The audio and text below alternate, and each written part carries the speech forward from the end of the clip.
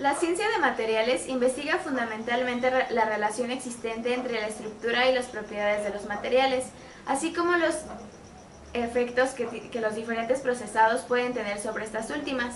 En los procesos de fabricación se toma en cuenta el tipo de procesamiento, las propiedades y estructura. En el procesamiento puede ser por conformación por moldeo, por deformación plástica, por sinterización o algunas técnicas especiales de obtención de materiales, entre otras. Las propiedades son las características de un material mecánicas, físicas o químicas. La estructura, este puede ser ordenamiento atómico, que se refiere a la microestructura y el comportamiento de un material. La subatómica, la configuración de electrones en niveles de energía, y la microestructura, el nivel de organización interna que permite distinguir detalles observables solo a través del microscopio. La macroestructura es el nivel de caracterización de detalles macroscópicos observables a simple vista. Mientras tanto, la ingeniería de los materiales se ocupa fundamentalmente en qué manera en que estos materiales pueden ser aplicados para formar parte de productos útiles a la sociedad. Por ejemplo, la secadora de cabello. Esta se crea en Francia en 1890 por Alexandre Godefroy. La idea nace de la conjunción de la descarga de aire caliente que utiliza la aspiradora con el motor de una licuadora. Este funciona cuando al encenderlo genera ondas de calor a una velocidad aproximadamente de 90 km por hora.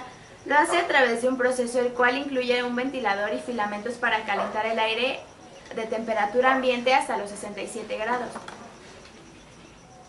Esto es gracias a los hilos de nicrón, que son resistentes al flujo de electricidad. Entre más trabajo le cueste atravesar los cables, más perderán energía, y estos se pierden en forma de calor. Gracias a dichos componentes, que son los filamentos, el hilo de nicrón y los ventiladores, se crea el secador de cabello para que pueda ser un producto útil a la sociedad.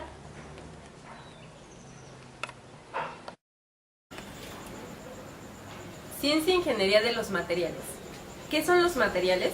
Cuando se utiliza el término en plural, es decir, materiales, se hace referencia al conjunto de elementos que son necesarios para realizar actividades o tareas específicas.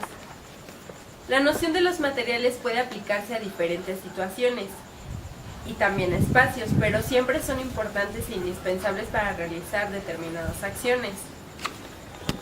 Los materiales, por lo regular, siempre se utilizan en conjunto, ya que de esta forma se complementan.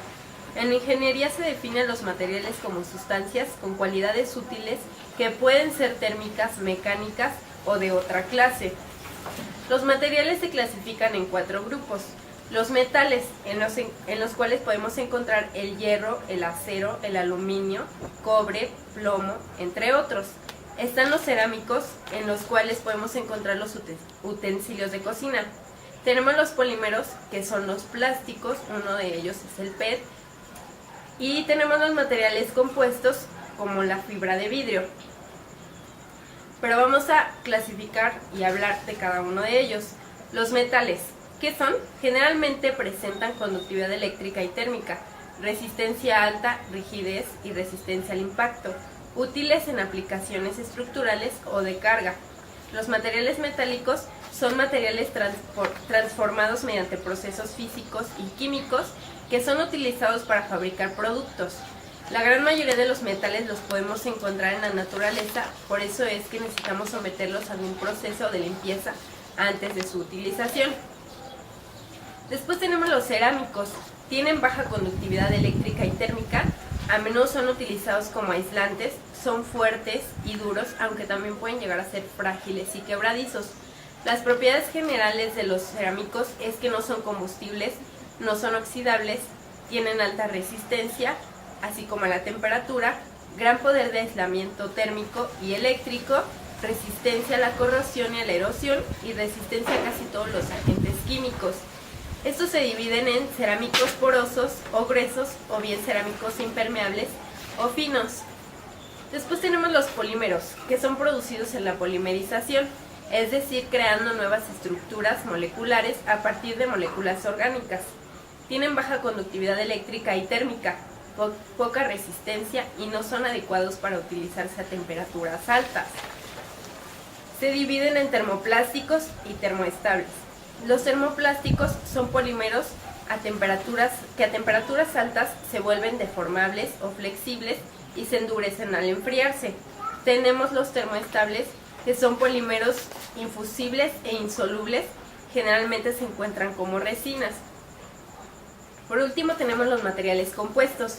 Se forman a partir de dos o más materiales, produciendo propiedades que no se encuentran en ninguno de ellos de manera individual. Con los materiales compuestos podemos producir materiales ligeros, fuertes, dúctiles, resistentes a altas temperaturas y entre otras propiedades. ¿Qué son las propiedades mecánicas, químicas y físicas de los materiales? Primero hablaremos de las propiedades mecánicas. Las propiedades mecánicas describen la forma en que un material soporta fuerzas aplicadas, incluyendo fuerzas de tensión, comprensión, impacto, cíclicas o de fatiga.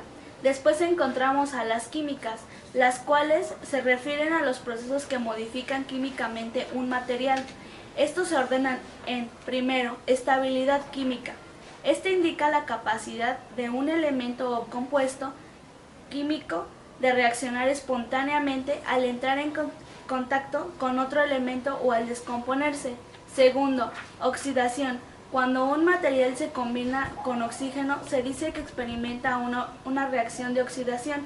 La forma esquemática de la reacción es la siguiente. Material más oxígeno da como reacción óxido del material más menos energía. Algunos materiales susceptibles de ser oxidados son el hierro, los aceros bajos en carbono, el cobre, el titanio. Algunos materiales resistentes a la oxidación son el oro, la plata, el aluminio y el estaño. Tercero, corrosión. Se denomina corrosión cuando la oxidación se produce en un ambiente húmedo o en presencia de otras sustancias.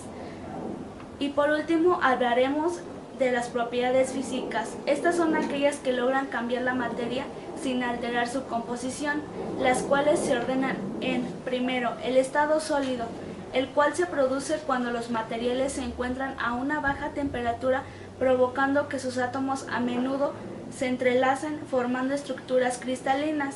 Las sustancias en estado sólido tienen las siguientes características: forma definida, incomprensibilidad, resistencia a la fragmentación, volumen tenso. Segundo, el estado líquido.